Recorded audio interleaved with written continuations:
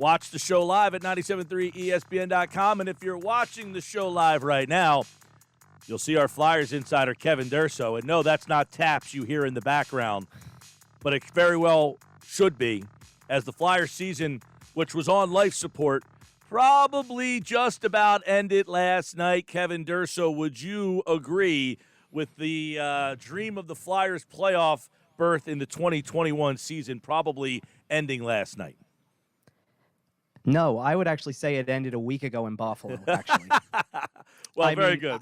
I wrote it then. I thought that once you lost to Buffalo 6-1, which really told you the whole story of the season, that realistically your season was over then. And, quite frankly, they gave a couple of good efforts that kept it going for a little bit. They got a point out of the game in New York against the Islanders. They beat Boston in overtime, which is only half good, I would say, and they really needed the regulation win there. And quite frankly, you were in a position to make this interesting, to maybe make me eat my words a little bit when I thought it was over against Buffalo. If they would have won in regulation last night, I think you got something there and you can still talk about it. Yeah. But no, I think it's over. I agree with you there. I mean, they get the win. I said you had to get a regulation win. That's what I said yesterday. You can't get an overtime win. It needed to be a regulation win to give you a shot to play the Islanders Thursday, and then you had Boston Saturday, Buffalo Sunday. We'll get into the trade deadline. Next week's brutal. You got the Penguins twice, the Capitals, the Islanders. I mean, even if they made it to the trade deadline, that schedule next week could have reburied them again. But I think we're both on the same page, Durso, that they are not making the playoffs this year. So Monday, what happens? It's really tough to say right now. There's still not much of a landscape for what the trade deadline is going to look like from any point. About the only thing I've got for you is that there's two names out there that are being dangled as trade bait right now, which kind of can get the market going a little bit. It's not in the Flyers' case at all, but Kyle Palmieri has sat out a game for New Jersey as a precautionary measure, and his agent basically confirmed they're looking at trade offers at this point, so he'll get traded. And Taylor Hall was sat out of a game for Buffalo, so he'll probably get traded. And maybe those big names can start to get some things moving. There's not a lot out there for the Flyers to do at the deadline at the moment. A name I would definitely look into exploring the possibilities with, though, is Scott Lawton. He's got a very friendly contract for any team that would want to take him, $2.3 million cap hit. He's on an expiring contract. He's the type of player that teams love to have for a playoff push because he fits that bottom six grinder type role. And, if you put him on a team, and a good fit for him would probably be a team like Toronto. If you put him on Toronto that has Austin Matthews, Mitch Marner, John Tavares, William Nylander, these guys of talent who can produce like that, he becomes such a secondary key depth player for that team, and it helps for a playoff push. And I think that the Flyers could actually do pretty well in making him available and trying to get something for him, because I think players like that become more valuable at the deadline for the teams that know they've got a shot. And this year is so weird in terms of possibilities for the teams that will make the playoffs that I think that he would be a fit for anybody out there who has a shot at the playoffs, especially if they think that this is the best shot they have to win a Stanley Cup. Yeah, all right. So Lawton would be a guy that teams would be calling the Flyers for, right? Absolutely, I think so. And I do think actually the team that I mentioned, Toronto, I think would have something to say about that. I think they would be involved in this for sure. Okay, what about Nolan Patrick? Is he a guy that is young? He was the second pick in the draft. It doesn't seem that it's working out for him. Now, I don't know. He's 22 years old. Did the Flyers look at him differently and say, hey, once he gets a full – I mean, he has so much wonkiness, but is there a better environment for him that maybe they feel like they can get something? I don't know if they feel like they can get something for him. I can tell you that they fielded calls for him. When he got benched for a game there and things like that, they've taken calls. I mean, there's people who are asking what's the deal with him, and the problem is exactly what you said. He's 22, so – the age is the real question here, because do you want to give up on that this early in his career? Now, he's had as trying a career as you can have for 4 seasons at this point. He missed an entire year, had 2 seasons of subpar offensive performance when you consider where he was drafted. And I'm wondering if a change of scenery is what he needs at some point. I don't know if it's going to come at the trade deadline. I don't think anybody's out there looking at him as he plays and thinking he's worth all that much. So I don't know if the Flyers would do any better if they just tried to trade him to get anything back, or if they just let him go at the end of the year, because he is on an expiring contract as well, and they don't have to qualify him an offer if they don't want to. That's really the big question with him, is do you get to the point where this early in the whole process, only 4 years out from his draft year, that you say, that's it, we give up and you move on, or do you keep trying with him? I just don't see anything from him that truly stands out in the game. That's the problem. I just don't see him standing out like a player who was drafted as high as he was should. And even if he wasn't doing tremendously, let's say, like he doesn't have to be a top line performer, but you're just looking for something in a third line role potentially, and even then he doesn't stand out. So that's really the challenging part for trying to find a suitor for him if you were going to go that direction, is that I think everybody else can kind of see the same thing and doesn't see anything that stands out, and that makes it hard to trade a guy. And I just wonder if he needs to change of scenery, he needs to start over, and maybe that's the best thing for both sides. Right. I mean, and people forget, I mean, you hear that he was the number 2 pick, and I guess that kind of bothers people when you're drafted that high. That was a kind of a weaker draft, and I mean, you got lucky to get that number 2 pick. Unfortunately, you got the number 2 pick in a year where there was really not a franchise-altering one player, let alone a 2 player.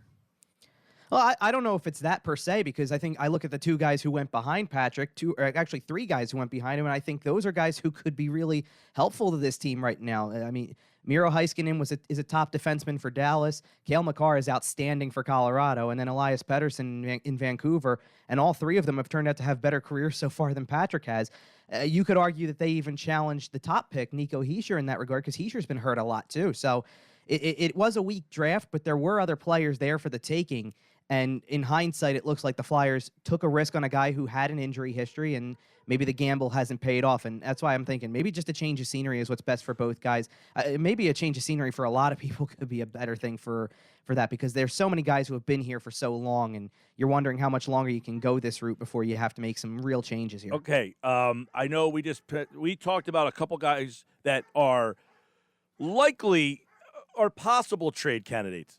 What about the big guns?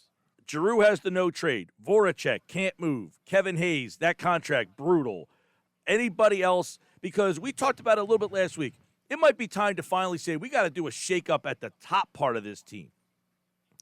Yeah, it's tough to say if there's anybody else that they can really move. I mean, James Van Riemsdyk's having a decent year. He's kind of cooled off, though, and probably at the wrong time if the Flyers are going to try to move him and his contract. Hayes, you're stuck with not just because of the contract, but there's a no move in that one as well. So that's the challenging part there. I mean, I can't see this team trying to shake things up by moving Sean Couturier. He's your most valuable forward, and he's the type of guy at his age and his experience level. He's the type of guy you probably would try to build around moving forward, so I don't see them doing that. So I really don't know who they could trade to shake things up. I mean, about the only thing I can think of is you could, and again, another guy who got sat down for a game that maybe drew some attention from teams out there, Travis Konechny, but I don't think the team wants to move on from him at his age either, so that's the challenge you're facing, and this is where, I think it's a benefit to the Flyers that they didn't win that game last night, because the longer it would have drug on, then you might have gone through the deadline process without making a decision on where the season is going. If, I just told you, I said it was over when they lost to Buffalo. That was a week ago, and I was already writing it off. Now I think you can write it off, but if it took another week to figure that out, imagine what would have happened if they would have won that game. You would have gone through the deadline and maybe made a move you regret. So now I think you can at least move forward with some focus, and this is where Chuck Fletcher steps in and tries to do his job to the best of his abilities and make this team really his own. This is not really his team. He's made a couple of moves that impact it, but even one of the guys he brought in is already gone in Matt Niskanen, and the rest of these guys don't have his fingerprints all over it when it comes to acquiring the talent. So maybe this is where he steps up and tries to make this team his. I'm not sure how he's going to do that in the early going. I think the offseason is going to be the place to do things, and I believe that there will be a significant move made at some point down the road. But really the challenge, and I would say this is the biggest thing that the Flyers can do moving forward for the rest of not just this season at the deadline, but going into next season as well throughout the offseason. Your goal is to get another defenseman who can play alongside Ivan Provorov. You've got to find that guy, because I think that everybody right now, the thing that separates this team a year ago from where they are now is last year you saw this team collectively buy in to the whole system, the whole process. Everybody worked together as a unit. And right now I think you see a bunch of guys out there trying to play an individual game, and that doesn't work. And I think that lack of stability from the back end is really what causes it. You see forwards getting lost in the coverages and out of position. I think that that's really what they need to do, is start building some defensive stability by finding that guy who can fit alongside of Ivan Provorov next season. I don't know if you can get him this year. I mean, Ryan Ellis is a guy who I would try to target with everything possible, but if you can't get him and you have to wait until the offseason to make a move, That's got to be your top priority, is getting another defenseman who plays top pairing minutes, who can play alongside Ivan Provorov and solidify that defensive core. Hey, last week there was a report that the Flyers kicking the tires on goaltenders. Bernier was one that we brought up. Would that be something that they might do on Monday, or is that now, because of this basically imploding in their face the last week here, would that be off the table? I haven't heard anything more on that. I think that that's slowly starting to fade away because of the fact that now, at least I think you've seen shades of what Carter Hart was before his little break here, and he's gotten a little bit better in terms of his confidence. He seems like he's doing a lot of things better than he was throughout the month of March. Still not perfect, but I think you at least can either let him treat this rest of the season kind of the way a preseason would be, where you're not looking for game results, but you're looking for individual results. And I thought he played a really good game against the Islanders. He played an okay game against Boston last night. Had one he should have had for sure. And yes, the other two, it's hard to stop the 2-on-1 shorthanded with Marchand coming in. Marchand put a good move on him and opened him up. And the power play goal, not the power play goal. Bergeron's first was a rebound off of a tough deflection, so not an easy one to control when it comes to rebounds. But otherwise, I think you've got to build on what he's got. And if worse comes to worse and you need to do the reset thing with him again or give him more practice time, then just use Alex Lyon at this point, because he can get some good experience in. You can flip-flop him back and forth between the minors and the NHL level if you want to, and see what he has at that level, and just give him a shot to maybe expose himself a little bit and give himself some positive exposure if he can play well. But otherwise, I don't think there's any reason to go out and get somebody else and trade away an asset that you could use to get, like I said, that top pairing defenseman type. I wouldn't waste an asset on a goaltender for the rest of this season when it's not going anywhere. We got about 30 seconds. Kevin Durso covers the Flyers. Do you anticipate that Chuck Fletcher will be busy on Monday? I wouldn't say busy completely, because I think busy to some people would be 2 or 3 moves, but I think a move will be made on Monday, yes. All right, there you go. And the Flyers, by the way, back in action tomorrow night against the Islanders. Saturday, Boston, Buffalo, Sunday. What if they go 3-0 in these games? Well, if they go 3-0 in these games, and Boston's playing Washington tomorrow night, by the way, so that factors in as well. But that might, I don't know if it would change a whole lot, but it would make people think again. I saw a lot of people on Twitter saying, "Oh, look, they're reeling us back in with the way that game was going through 2 periods last night, and it didn't finish that way, and might be for the best that it didn't, because it really shows what they are." Real quick, 40 seconds. You're allowed 3,800 in that building. How many are actually there? Oh, based on what I saw last night, it might have been half of that, and Wow. there was a decent number of Boston fans there too. So wow. It wasn't looking good. I can tell you that it's not looking good. There was definitely a lot more people, I think, willing to check out the Phillies across the street than they were to come and watch the Flyers right now. All right, there he is, Kevin Durso. And, of course, he, like all guests, appeared to be the Boardwalk Honda Hotline. Trade deadline Monday. He will be with us certainly that day. And if the Flyers make moves beforehand, at Kevin_Durso. He's the best. Take care, Kev. Thanks, Mike. Take care.